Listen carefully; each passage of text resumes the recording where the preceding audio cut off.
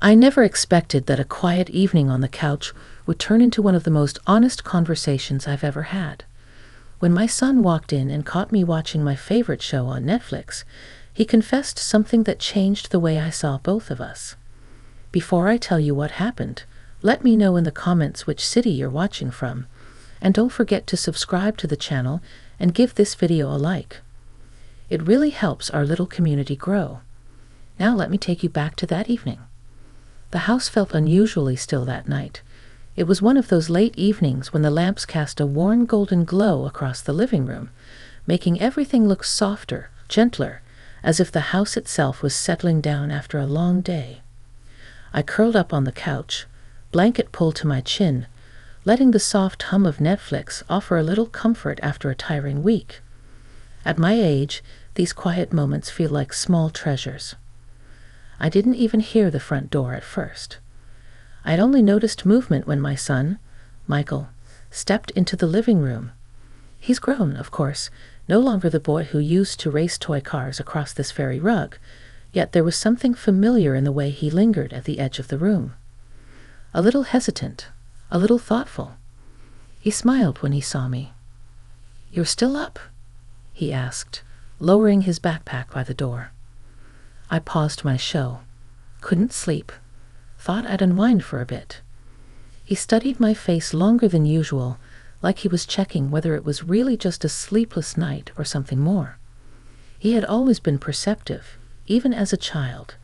Sometimes I wondered when exactly he'd grown into this young man who noticed everything, from my tired eyes to the way I tried a little too hard to act like everything was fine. He walked over and sat in the armchair across from me, sinking into it as if he had been carrying the entire week on his shoulders. I could tell something was on his mind. His hands rested on his knees, but they shifted every few seconds, fidgeting with invisible worries. "Mom," he began, and the way he said it, soft, uncertain, made me sit up a little straighter. "Can I talk to you for a minute?" "Of course," I said. "What's going on?" He looked around the room, as if choosing the right words depended on the right atmosphere.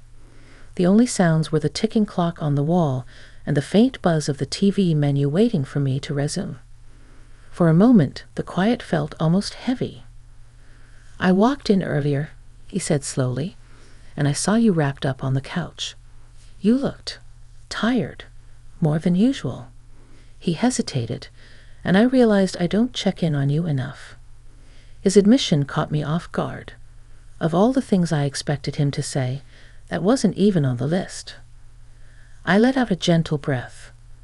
"Oh, sweetheart, I'm fine. Really." He shook his head. "I don't think you always are. And I think I've been so caught up with work and everything else that I haven't been paying attention." There was no criticism in his voice, no judgment, just honesty mixed with a touch of guilt. It settled between us like a soft blanket, warming and heavy at the same time. I noticed the way his expression shifted, relieved almost, as if finally saying the words had untangled something inside him. And in that moment, something shifted in me too. I saw not just my son, but a young man trying to understand the world and his place in it, including where I fit within that space. I smiled gently. "Life gets busy. It happens to all of us. I'm just glad you're here now." He nodded, relaxing into the chair. The tension in the room eased, replaced by a quiet closeness that felt deeper than our usual quick check-ins and rushed conversations. It reminded me of when he was younger and would sit beside me, telling me about his day with wide eyes and endless enthusiasm. Only now he was older, and his worries were more complicated, and somehow so were mine. He looked at me again, more seriously this time. "There's something else I wanted to tell you," he said. But before he could continue, the clock chimed softly from the hallway, marking the hour and slicing the moment into anticipation. And that was when everything started to change. Michael leaned forward in the armchair, elbows on his knees, as if the next part of what he wanted to say required a steadier posture. I could see him gathering his thoughts, sorting through something that mattered enough to make him pause twice before speaking. The living room felt warmer suddenly, though the air hadn't changed, just the atmosphere. "Mom," he said quietly, "I've been carrying something around for a while, and seeing you tonight, I don't know. It just made me feel like it was time to talk about it." I tucked the blanket around my legs and waited. I didn't rush him. I'd learned over the years that when Michael needed time, giving it to him was the best way to help him open up. He'd always had a thoughtful nature, even when he was young. He liked to make sure his words landed the way he meant them to. He rubbed his palms together, then looked up at me with a mix of uncertainty and determination. "I haven't been myself lately," he admitted. "I've been stressed, a lot more than I've let on." I nodded slowly. "I've noticed you've seemed a little distant, but I thought it was just work." "It started with work," he said. "Long hours, expectations, feeling like I'm supposed to have everything figured out by now. But somewhere along the way, I started feeling disconnected, not just from other people, from myself." I felt a gentle ache in my chest at his words. It's hard watching your child, no matter how grown, struggle with something you can't simply fix with a warm meal or a hug. Still, I leaned forward slightly, trying to offer steady encouragement. "What made you decide to talk to me about it tonight?" I asked softly. He looked toward the TV for a moment, the paused screen still glowing faintly across the room. "When I walked in and saw you watching your show, you looked calm, peaceful. I can't remember the last time I felt that way. And it hit me that maybe I've been trying to hold everything in, pretending I'm fine because I don't want to worry anyone, especially you." A gentle silence settled between us. Not uncomfortable, just honest. I reached out my hand, not pushing it toward him, simply placing it on the edge of the couch so he could take it if he wanted. And he did. He reached across the small distance and rested his hand over mine. His grip wasn't tight, just steady, like he needed something to anchor him. "You can talk to me about anything," I said. "You don't ever have to pretend with me." He swallowed, and I could see his shoulders loosen a fraction. "I know. I think I forgot that for a while." The soft light from the lamp cast warm shadows along the walls, making the moment feel almost suspended in time. There was something grounding about sitting there together, not as a mother and a child, not as two people trying to live up to expectations, but simply as two human beings sharing an honest moment. "I've been afraid of disappointing you," he said finally. I blinked, surprised. "Disappointing me? Michael, you've never." "I know you say that," he cut in gently, "and I know you mean it, but sometimes I put pressure on myself anyway. I want you to be proud of me." I tightened my hand slightly around his. "I'm already proud of you, not because of what you achieve or don't achieve, but because you try, because you care, because you're a good man." He looked down at our hands for a moment, as if those words had settled somewhere deep inside him. The energy in the room softened again, almost like a quiet sigh. Outside, a car passed on the street, its headlights briefly sweeping across the curtains before disappearing. It reminded me how late it was, how the night seemed to draw out confessions that daylight often kept tucked away. "There's more I want to tell you," he said gently. "Something I've never talked about with anyone." My heart beat just a little faster, not from fear, but from the weight of what he was offering. Trust, vulnerability, the kind of honesty that takes courage to voice. "Take your time," I told him. "I'm right here." And he nodded, breathing in slowly, preparing to open a door he had kept closed for far too long. Michael leaned back in the armchair, letting out a long breath as if preparing himself for whatever he needed to share next. His eyes drifted toward the window, where the faint reflection of the lamp shimmered against the night outside. I waited quietly, giving him the space to gather himself, feeling the steady rhythm of the house settling around us. "Mom," he began slowly, I've been feeling lost for a long time. Not in a dramatic way, just unsure of who I'm supposed to be right now." He paused, searching for the right words. I kept thinking that by this age, I feel settled, confident, but instead, I feel like I'm still trying to figure myself out. I nodded gently. "That feeling never really goes away," I said with a soft smile. "You just learn to walk with it instead of letting it stop you." He let out a small, surprised laugh. Maybe that's what I needed to hear.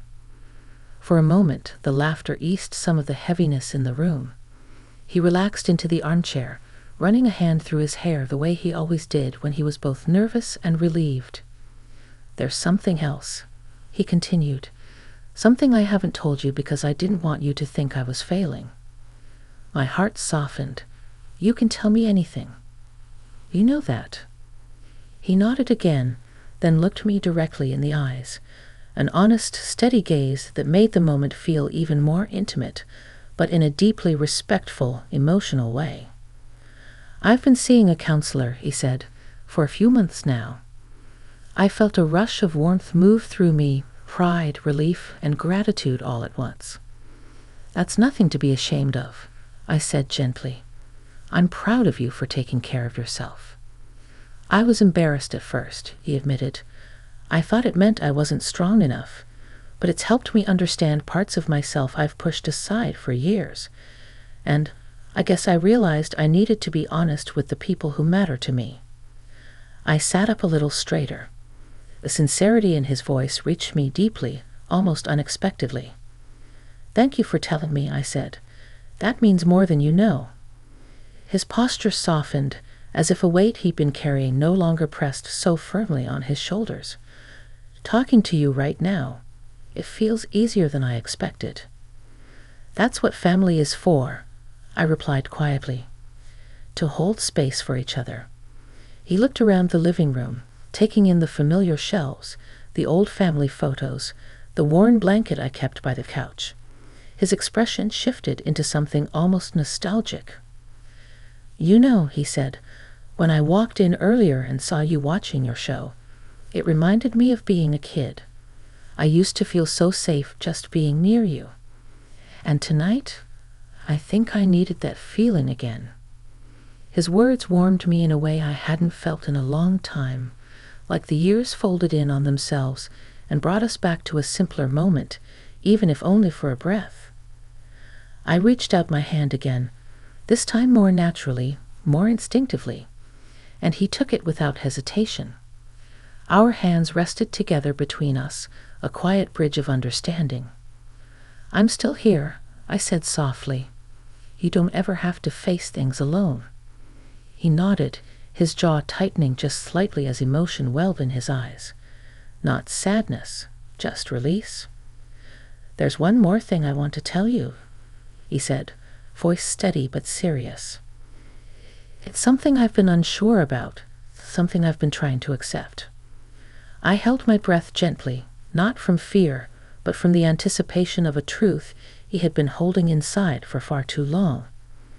"Whenever you're ready," I whispered. He took a deep breath, his fingers tightening around mine just a little. And in that moment, I knew the next words he spoke would change the way we understood each other forever. Michael didn't speak right away. He held my hand gently, as if grounding himself before stepping into unfamiliar territory. The living room felt almost sacred in its quiet, the kind of stillness that makes every breath feel meaningful. I watched him inhale, slow and steady, before he finally found his voice. "Mom," he said, "I've been trying to understand what truly matters to me. Not what people expect from me, not what I thought I should want, but what actually feels right in my heart." I nodded, staying calm, patient, open. He continued, and I realized I've been living like I'm afraid to disappoint everyone, afraid to be honest about what I need, afraid to show when I'm struggling. He paused, looking down at our hands. "I've spent so much time trying to be strong that I forgot it's okay to be human." A wave of emotion washed over me. Not sadness, not worry, but a deep, warm understanding. "It's more than okay," I said softly. "It's brave."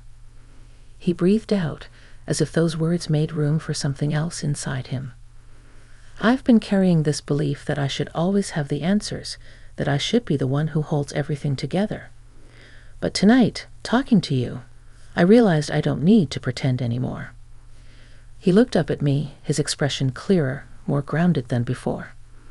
"What I needed to tell you is that I'm finally learning to let myself open up, to accept help, to talk about what's going on in my head instead of hiding it. And it feels like the first honest step I've taken in a long time." I felt my chest loosen, a gentle relief settling through me. "I'm glad you told me," I said. "You don't have to carry your life like a weight. You're not alone, Michael. Not now, not ever." His eyes softened. "I think I forgot that. But being here tonight?" "Es," reminded me. The light from the lamp painted his face in warm tones, and for a moment he looked both like the grown man he'd become and the little boy who used to crawl into my lap after a tough day. I reached up with my free hand and brushed a stray strand of hair from his forehead, a simple gesture but one that carried years of quiet love behind it. He leaned back in the armchair, letting out a breath that sounded more like release than exhaustion. "It feels strange," he said. "I came home tonight thinking I'd just drop off my things and head to bed. I didn't expect all of this." "Life rarely follows our plans," I replied, smiling. He chuckled, a warm sound that filled the room. "Yeah, but I'm glad it didn't tonight." We sat there for a while longer, neither of us feeling the need to fill the silence. The house seemed to breathe with us, comfortable and steady. Eventually, Michael stood and walked over to the couch. Instead of heading upstairs, he sat beside me, close enough that our shoulders brushed lightly. "Can we just sit for a bit?" he asked. "I don't want to go to bed with all this still hanging in the air." "Of course," I said. I pressed play on the show, not to watch it, but to let its gentle background noise wrap around us. It created a soft, familiar rhythm in the room, the kind that makes you feel safe